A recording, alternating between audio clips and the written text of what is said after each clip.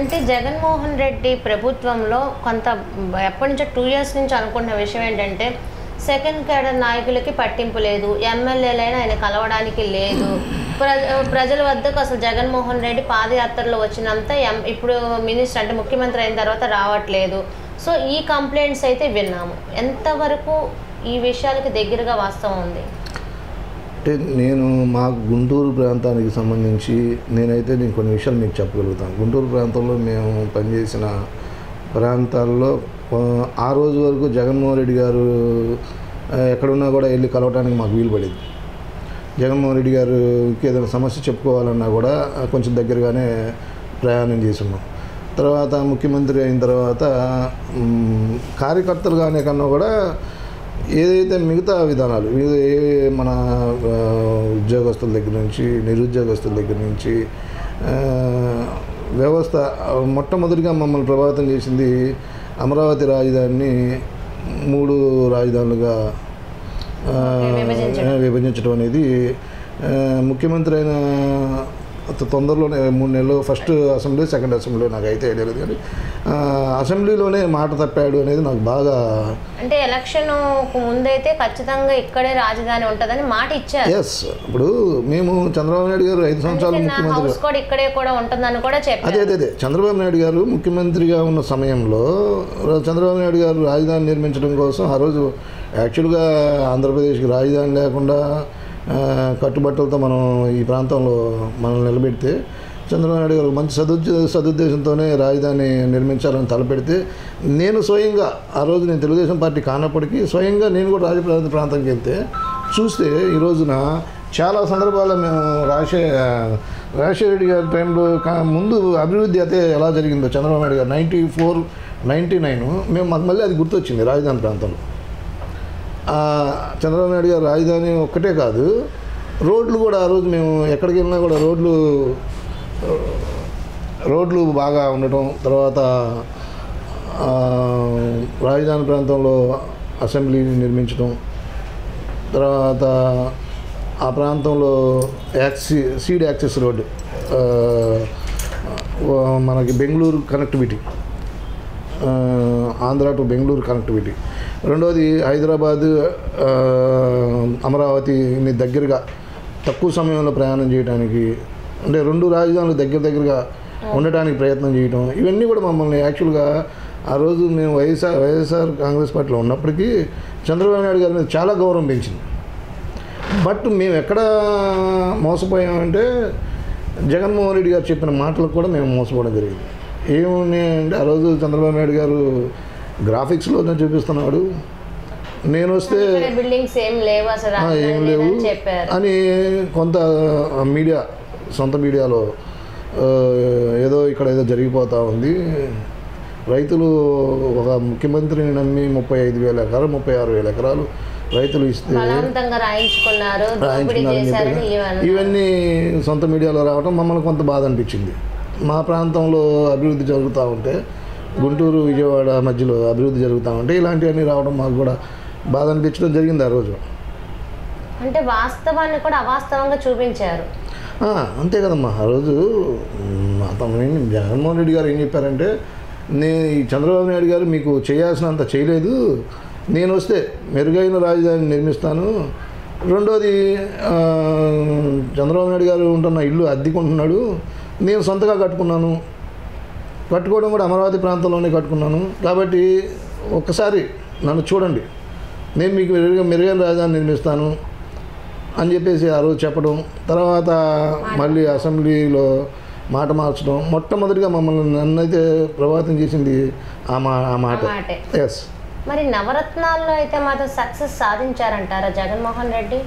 అంటే నవరత్నాలు నా దగ్గర నేను నొక్కుతున్నా ప్రజలకు వెళ్తుంది, తప్పులేదమ్మా. నవరత్నాలు ఇవ్వటం తప్పులేదు, బట్ అవి ఎలా ఉండాలి అని అంటే మన రాష్ట్ర ఆర్థికంగా ఏదైతే ఉందో దాన్ని అభివృద్ధి చేసుకొని సంపద సృష్టించుకొని ఆ ఫలాల్ని మనం సంక్షేమ పథకాల రూపంలో ఇస్తే నవరత్నాలు పెట్టుకోవచ్చు, అవసరమైతే 18 రత్నాలు కూడా పెట్టుకోవచ్చు, దాని తప్పేం లేదు. ప్రజలకు ఎన్ని రత్నాలు అయినా ఇస్తే మనకు మంచిదే కదా, దాని గురించి అసలు ఎవరు అబ్జెక్షన్ ఏం లేదు. కాకపోతే నవరత్నాలతో పేరుతో ఆ రోజు 1-2 లక్షల కోట్లు ఉన్న రాష్ట్ర అప్పుల భారం సుమారు 10 నుంచి 14 లక్షల మధ్యలోకి తీసుకెళ్ళడం అంటే మనం ఎన్ని రత్నాలు ప్రజలకు పంచాము అనేది మనం ప్రజలకు అయితే గమనించారు. అంటే ఆస్తి మూరుడు ఆశబారాడు సార్, ఆస్తే అని కాదు, అప్పు చేసి ఇప్పుడు అప్పు చేసి ప్రజలకు పంచడం అనేది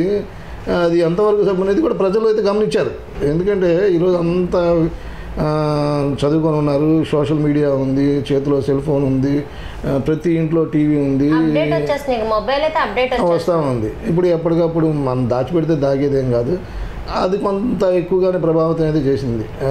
జగన్మోహన్ రెడ్డి గారు ఓటమికి కారణం కూడా నేనైతే అది కూడా గట్టిగా నమ్ముతా ఉన్నా. రాజధాని ప్రాంతం ఒకటి, నవరత్నాలు అనే ఒక పేరుతో రాష్ట్రాన్ని ఇబ్బందులకు గురి చేయడం, రోడ్లు విపరీతంగా ఎట్లా ఉన్నాయంటే నేను ఇవన్నీ మీకు చెప్పుకుంటా పోతే చాలా ఉన్నాయి.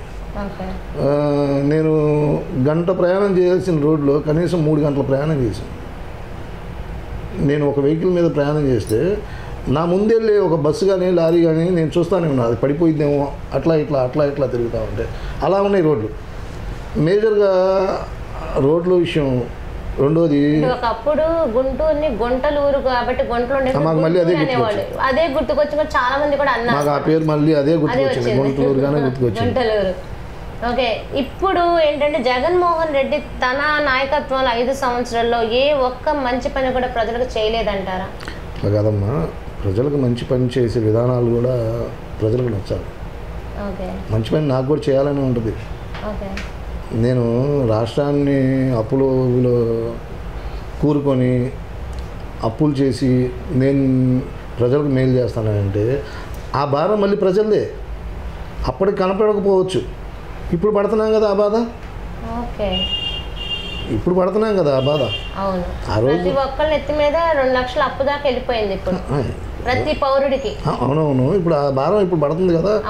ఈరోజు చంద్రబాబు నాయుడు గారు అభివృద్ధి చేయాలని తపంతో కాలికి బలపం కట్టుకొని రాష్ట్రం అంతా తిరుగుతా, ఒకవైపు విశాఖపట్నాన్ని రైల్వే జోన్ కానీ, మెట్రో కానీ, అక్కడ ఉన్న సాఫ్ట్వేర్ కంపెనీలు తీసుకురావాలని చెప్పేసి అని నారా లోకేష్ గారు విపరీతంగా విదేశాలకు తిరిగి కంపెనీలు తీసుకురావడం కానీ, ఇవన్నీ చూస్తే మనకి చాలా వాళ్ళని ఆదర్శంగా తీసుకోవాలనిపిస్తుంది. ఓకే సార్, ఆదర్శం అంతా రెడ్డి గారు నేను బాగానే వింటున్నాను. మొన్నటి దాకా అంటే 98 అంటే 26 సంవత్సరాలు అని అనుకుందాం ఇప్పటి వరకు, ఈ ప్రభుత్వం వచ్చేంత వరకు వైఎస్ఆర్సీపీతో మంచి స్నేహంతో ఉండి ఒక్కసారిగా కూటమి ప్రభుత్వం వచ్చిందని ఈ పార్టీలోకి వచ్చారా? అంటే కొంత మాకు ఏజ్ ఎఫెక్ట్ కూడా ఎట్లా ఉంటుందంటే, మేము ప్రయాణించిన సమయంలో మాకు పెద్దగా రాష్ట్రం మీద, దేశం మీద పెద్ద అవగాహన లేకపోవచ్చు. తర్వాత రానున్న క్రమంలో సమాజం గురించి కానివ్వండి, ఆ రోజు మేమున్న ప్రాంతం గురించి మేము కాంగ్రెస్ పార్టీలో చేరడం జరిగింది. తర్వాత వైఎస్ జగన్మోహన్ రెడ్డి గారితో ప్రయాణం చేయడం జరిగింది.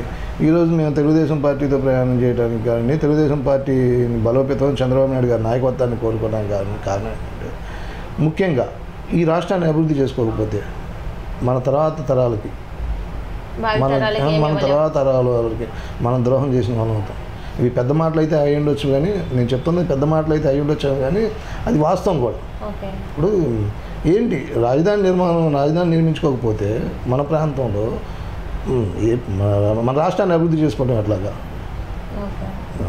ఈరోజు రోడ్లు 3 నెలలు క్రితం మొదలు పెడితే ప్రభుత్వం వచ్చి 6 నెలలు అయితే రాజధాని ప్రాంతం జంగిల్ క్లియరెన్స్ కానివ్వండి, యాక్సెస్ రోడ్లు స్టార్ట్ చేయడం కానివ్వండి, వచ్చిన వెంటనే అసలు రాజధాని కలకల్లాడేలాగా అయితే చేశారు కూడా మనకి చూస్తూనే ఉన్నాం. ఎస్, ఇప్పుడే కదా, లాస్ట్ టైం కూడా మేము చేసాం పొరపాటు. మేము వైసీపీని సపోర్ట్ చేసి మేము పొరపాటు చేసామనిపించింది. దానికి కారణం కూడా చెప్తాను మీకు.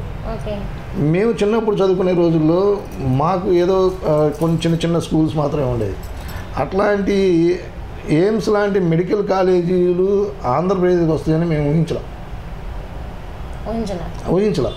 అట్లాంటి ఎయిమ్స్ లాంటి మెడికల్ కాలేజీలు కానివ్వండి, ఎస్ఆర్ఎం కానివ్వండి, విట్ కానివ్వండి, విద్యా సంస్థలు, అంత పెద్ద విద్యా సంస్థలు ఆంధ్రప్రదేశ్కి వస్తాయని మేము ఎప్పుడు కలగల. మరి 16-17 పైన మెడికల్ కాలేజీలు జగన్మోహన్ రెడ్డి గారి ప్రభుత్వంలో వచ్చాయంటారు. మరి ఇప్పుడు చెప్పుకోవడానికైతే బాగుంటుంది. నిర్మించి ప్రతి 5 సంవత్సరాలకి అభివృద్ధి జరగదనో లేకపోతే ఇంకోటైనా ప్రజలు ఓట్లేరు, ఎంతో కొంత చేయాలనే ఓట్లేస్తారు. చేసే విధానంలో లోపాలు ఉన్నాయని చెప్తాను నేను. ఓకే, విధానాలు లోపాలు. ఇప్పుడు మనం ప్రాజెక్టు పట్టుకుంటే అది చంద్రబాబు నాయుడు గారు మొదలుపెట్టారు కదా, దాన్ని పక్కన పెడదాం. లేకపోతే ఎవరో ముఖ్యమంత్రి మొదలుపెట్టారు కదా, దాన్ని పక్కన పెడదాం అనేది భావన కొంత కరెక్ట్ కాదేమో అనిపించింది.